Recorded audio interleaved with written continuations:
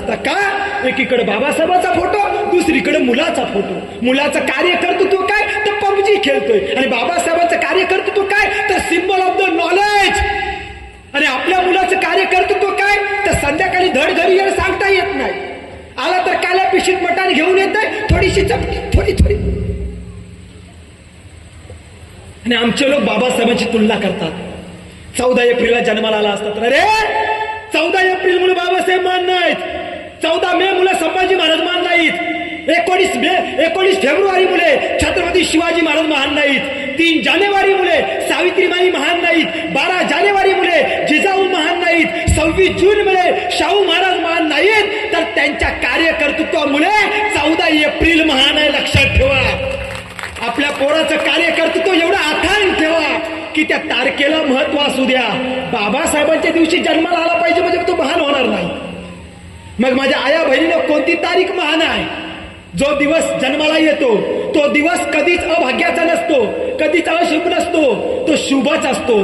त्याला शुभ कसं करायचं आपल्या हातात आहे. मग गौतम बुद्धांना माहिती होतं. राजा शुद्राने हातात नांगर घेतला, पैरणी केली आणि नांगर घेऊन हातामध्ये मुलाला जन्माला घातलं. सिद्धार्थ नाव ठेवलं. लोक म्हणायचे सिद्धार्थ आला, सिद्धार्थ गेला, सिद्धार्थ बसला. 35व्या वर्षी असं काय झालं की लोक म्हणायला लागले सिद्धार्थ बुद्ध झाला. आणि आमच्या कुणबी बांधवाला काय वाटतं?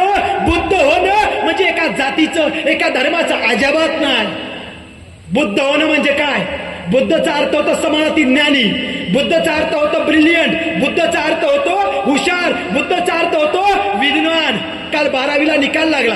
ज्या स्टॉलवरती मुलगी बसली आहे तिला 85% मिळालेत कुणबी समाजातल्या पोरीला. ती 85% वाली पोरगी स्टॉलवरती बसली आहे. आणि ती 85% वाली मुली, हिला जर आजच्या भाषेत जर बोलायचं असेल तर मी जर असं म्हटलं ताई तू हुशार झालीस, ती ऍक्सेप्ट करेल. ताई तू विद्वान झालीस, ती ऍक्सेप्ट करेल. ताई तू ब्रिलियंट झालीस, ती ऍक्सेप्ट करेल. पण ताईला जर म्हटलं ताई तू काल बुद्ध झालीस तर ऍक्सेप्ट करेल. कारण या ब्राह्मणवाद्यांनी यांना काय सांगितलं? बुद्ध म्हणजे महान होणं नाही. अरे बुद्ध म्हणजे हुशार ज्ञानी. बुद्ध म्हणजे काय? ते गाणं आहे, कणाकणातून वेचलं रे प्रबुद्ध हो मानवा. मग कणाकणातून वेचलं रे प्रबुद्ध हो मानवा म्हणजे काय? हॅलो हॅलो, कणाकणातून वेचलं प्रबुद्ध हो मानवा म्हणजे काय? तर एकच गोष्ट, ती म्हणजे कोणती? तर आमच्या लोकांना हा विषय समजला पाहिजे म्हणून म्हणतोय बुद्ध एक जात, एक धर्म, एक पंथ, एक कुल नाही. बुद्धचा अर्थ होतो की ज्ञानी, ब्रिलियंट, हुशार. मग लोक काय म्हणायला लागले? गौतम बुद्ध. गौतम बुद्ध का? गौतमचा अर्थ होतो गो म्हणजे गाई म्हशी, तम म्हणजे विपुल, भरपूर. ज्यांच्याकडे भरपूर गाई म्हशी असायच्या त्यांना काय म्हणायचे लोक? गौतम. मग गौतम म्हणजे काय? ज्यांच्याकडे गाई म्हशी असतात. मग आजच्या भाषेत सिद्ध काय होतो?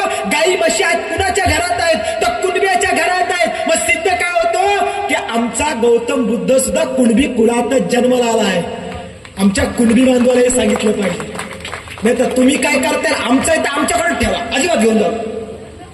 संपला वाद. तुम्ही तुमच्याकडे ठेवलात, आमच्याकडे येऊनच दिला नाही. मग तो भटोबा आला, त्याने काय केलं? पूजा केला. पूजा 5,000 द्या, घर आम्ही बांधलं. पूजा करायला तो काय संबंध त्याचा? घर कुणी बांधलं? आम्ही. आणि पूजा करायला कोण? काका. आता ग्रहप्रवेश कुणी करायला पाहिजे? ज्यांनी घर बांधलं त्यांनी. ते नाही करत, काकाला बोलतात 5,000 रुपये देऊन. पोरगा जन्माला कुणी घातलं? आम्ही. आम्ही नाव नाही ठेवत, काकाकडे जातो. काकाचं काय हातपाय नाही, पण नाव ठेवायला कुणाकडं? काकाकडं. मग काकापूर्वी नाव काय ठेवायचं? 500 रुपये साहेब देणगी घ्यायचा. काका 500 रुपये काय म्हणतात? दक्षिणा घ्यायचा. दक्षिणा. देणगी चुकून आला शब्द. काका कुलकर्णी काका 500 रुपये देणगी घ्यायचा. नाव काय ठेवायचं? दक्षिणा घेऊन दगडू, कोडीबा, धोडीबा, हुंदरिया. पोरगा गोरा असायचं, नाव कालिया. पूर्वीच्या डोकऱ्यांची नावं चेक करा. डोकरे कळतं का? डोकरे म्हातारे, त्याची नावं चेक करा. दगडू, धोंडीबा, कोंडीबा. तिकडे विदर्भात नावं उघडे, नागडे, सोमटे, गाडवे. पोरगा कपडे घातले, नाव आडनाव उघडे. का? पोरं आम्ही जन्माला घालायची, नावं ठेवायला त्यांच्याकडे जायचं. आता पालघरमध्ये नावं कशी आहेत? पैत्या, पिस्तुल्या, रायफल्या, कुऱ्हाड्या, तलवाऱ्या, सर्वी जंगलात. कारण सामाजिक स्वातंत्र्य आम्हाला नाही. अरे कोण म्हणते बुद्ध झालोय? बुद्ध होणं म्हणजे काय? बुद्ध याचा अर्थ होतो ज्याला स्वातंत्र्य, समता, बंधुता, न्यायाची व्यवस्था कळणं, तो खरा बुद्ध होतो. लक्षात ठेवा. जर बुद्ध व्हायचं असेल तर पहिल्यांदा समता, स्वतंत्रता, बंधुता, न्याय आचरणात आणा. आचरणात, डोक्यात नको, केवळ आचरणात. नाही तर आम्ही म्हणायचं काय म्हणायचं? आदिन्नदान वेरमणी सिक्कापदम समाधियामी काम्य सुविचार वेरमणी सिक्कापदम समाधियामी मुसावाद वेरमणी सिक्कापदम समाधियामी म्हणायचं. अरे 70 वर्ष झाली आज. 76 वर्ष स्वातंत्र्याला झाली. 76 स्वातंत्र्याच्या वर्षात माझा तुम्हाला पहिला प्रश्न आहे. 76 वर्ष आम्ही म्हणतोय मुसावाद वेरमणी सिक्कापदम समाधियामी आदिन्नदान वेरमणी सिक्कापदम समाधियामी. माझ्या एका प्रश्नाचं उत्तर द्या. मुसावाद वेरमणी जर म्हणता किती बौद्धवाड्या आपल्या व्यसनमुक्त आहेत? किती आमच्या बायाबद्दल आमचंच नीट येत नाही. लोकांचं काय सांगा? आमचंच नीट आला पाहिजे. रात्री परिवर्तन होणार कसं? धर्म तर परिवर्तन झालं, पण विचार, धर्म परिवर्तन झालं पण विचार परिवर्तनाचं काय? धर्म बदलणं म्हणजे विचार बदलणं नाही. धर्म बदलणं म्हणजे विचार बदलणं नाही. धर्म तर परिवर्तन झालं, विचार परिवर्तन झालंच नाही. विचार परिवर्तन म्हणजे काय? धर्म परिवर्तनाचा अर्थ लोकांनी घेतला. पूर्वी लोक काष्टा पातळ घालायचे, आता चांगल्या पैठणी घालतात, आता चांगल्या कोल्हापुरी घालतात, आता नऊवाऱ्या घालतात, आताच्या मुली जीन्स घालतात. आताच्या मुलींना सांगा काष्टा पातळ लावा आणि यांना सांगा लंगोटी लावा. नाही लावणार का? यांनी कपडे बदलले. विचार विचार विचार तोच. कोणता? ती करणीकरण ना, तो बुवा बापू आहे ना.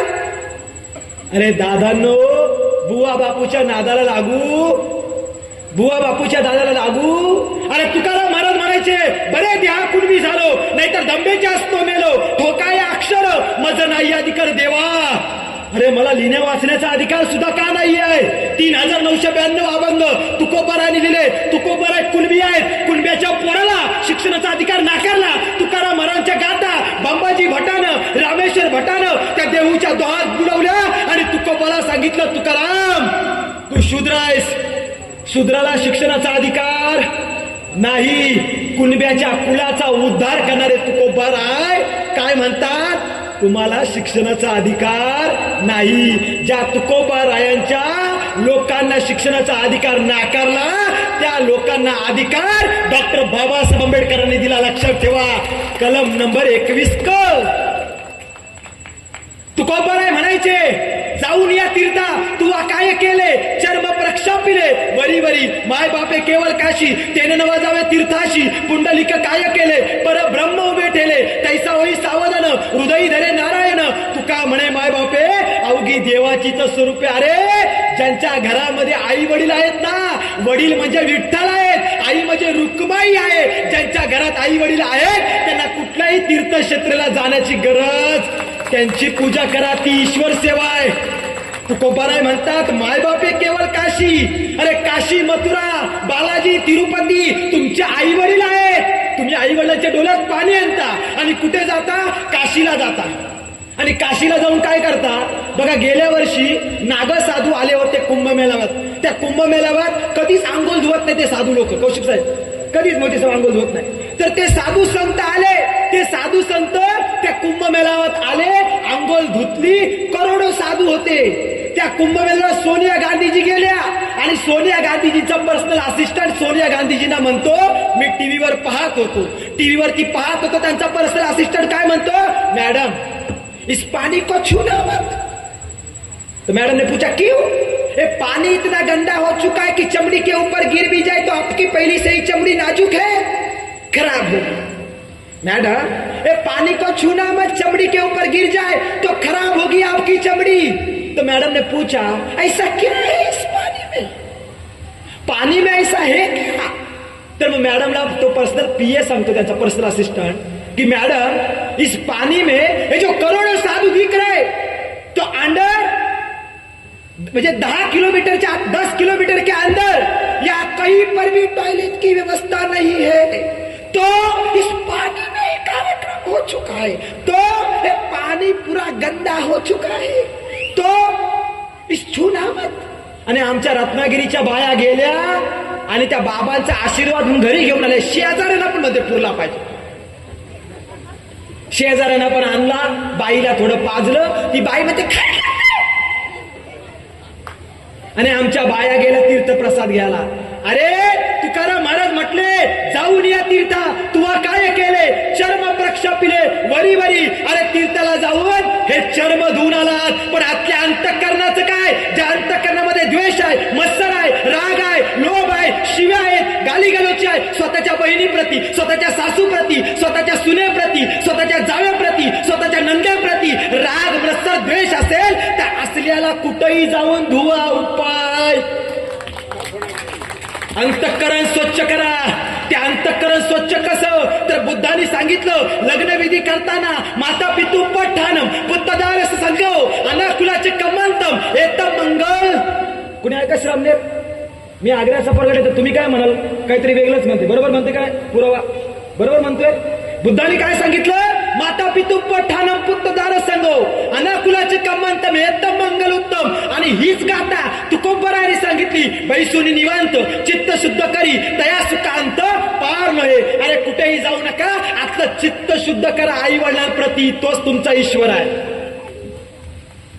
आम्ही ईश्वराला शोधायला जातो, ईश्वराला शोधता शोधता घरामध्ये कुत्रा आला, कुत्र्याला बाप म्हणणारी पोरं जन्माला आली, पण आई बापाला खायला घालणारी पोरं जन्माला यायची होती। बाबासाहेबांनी स्वतःच्या आई वडिलांच्या डोळ्यात कधी पाणी आणून दिलं नाही।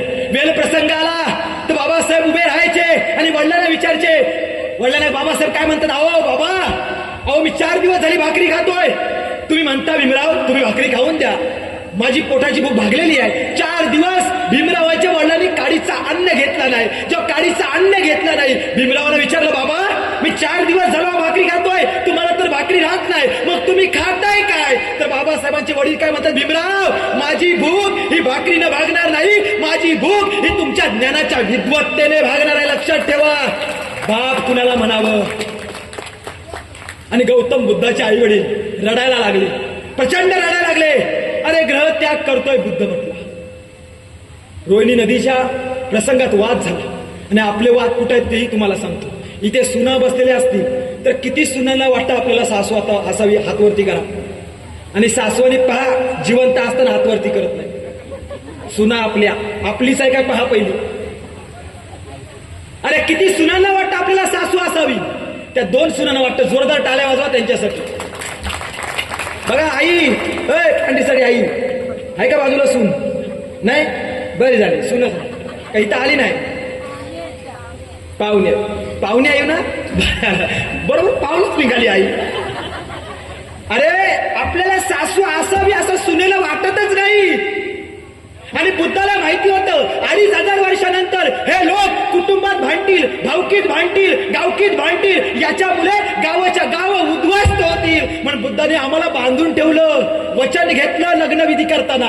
माता पितू पठान पुत्रदार संगव म्हणजे काय? मुलांना आई वडिलांची काळजी घेणं म्हणजे उत्तम मार्ग आहे, उत्तम मंगल आहे। आणि आई वडिलांनी मुलाबाळांची काळजी घेणं हे देखील उत्तम मंगल आहे।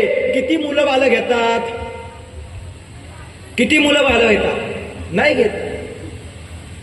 आई वडिलांच्या डोळ्यामध्ये जिवंतपणे पाणी आणणारी पोरं जर आपण असो, बुद्धाने पुढे जाऊन सांगितलं आई वडिलांनी काय करायला पाहिजे। बघा दोष मुलांचा नाहीये, मग दोष कुणाचा? बुद्ध सांगतात व सेवनांचे पालनम पंडितांचे सेवना पूजाच्या पूजनानम एकदम मंगल उत्तम म्हणजे काय? आई वडिलांनी आपले मार्गदर्शक कोण असले पाहिजेत हे मुलाबाळांना सांगा। व सेवनांचे पालन म्हणजे काय? तर आई वडील सांगतात बाळा पुढच्याच बाकावरती बस, कारण मागच्या बाकावरती बसलात तर सर्व कोण असतात? शाळेमध्ये ढ, मग तू सुद्धा ढ होशील। सज्ञानी व्यक्तीच्या संपर्कात अज्ञानी आला तर अज्ञानी व्यक्तीचं सोनं होतं। म्हणून बुद्ध काय म्हणतात? व सेवनांचे पालनम खोटं बोलणाऱ्या लाचार लोकांच्या, मी तर म्हणतो जे दलितांचे कैवारी म्हणतात अशा लोकांपासून लांब राहा, आणि जे सत्य बोलतात अशाच लोकांचा स्वीकार करा, याच्यात कल्याण आहे। हे प्रबोधन फार कडू आहे का? कौशिक हे मोहिते साहेबांनी फार हिंमत केली मला इथे बोलवण्याची। माझं पहिलं ठरलेलं असतं, मी बोलताना मला कोणी थांबवणार नाही. थांबवलं तर मी थांबणार, कारण मला बोलण्याचा अधिकार तुम्ही नाही, बाबासाहेब आंबेडकरांनी दिला आहे. कारण मी बोलतो त्याला पूर्ण संदर्भ असतो, मी एकही संदर्भ विहीन बोलत नाही. आता या राहू दे पाणी, बसा तुम्ही बसा. या संदर्भाच्या अनुषंगाने गांभीर्याने सर्वांनी ऐका बरं. माझी भाषा सर्वांना कळते ना? माझा 992वा भाषण तुमच्या समोर सुरू आहे. माझ्या आईनं दूध फार कमी पाजलं असावं, पण भाषणं जास्त झाली जातात. आणि एवढ्या भाषणांमधून 21 सभा यांनी कॅन्सल केल्या माझ्या कमिशनरनं. 21 लव्ह लेटर पाठवलेत मला, फेसबुकवर टाकलेत मी माझ्या प्रोफाईलला. का तर ते म्हणतात रोशन पाटील तुम्ही फार कडू बोलता. कल्याण मधले आनंद नगर आणि